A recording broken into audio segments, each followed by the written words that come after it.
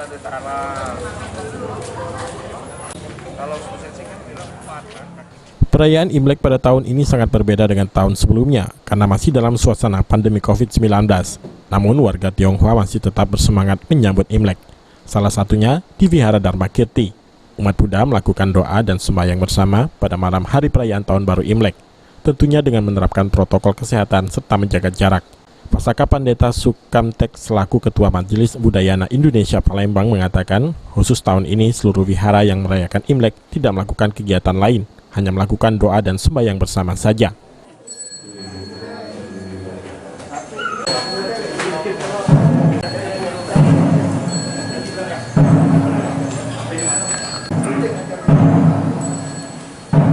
Masa pandemi ini seluruh wihara kami cuma mengadakan puja bakti saja, tidak ada perayaan secara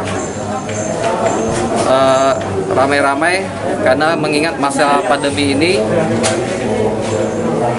Kalau setiap tahun kita ada perayaan bersama, makan bersama, tahun ini ditiadakan karena kita mengingat bahwa melalui proses makan bersama itu lebih rentan penularan COVID. Jadi tahun ini cuma ada puja bakti saja.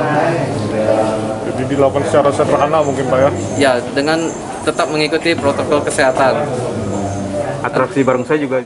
Selain melakukan doa dan sembahyang bersama, umat Tridharma juga melakukan penyalaan pelita yang bertujuan agar umat di wihara mendapat berkah pada tahun depan. Firman Hidayat, PAL TV.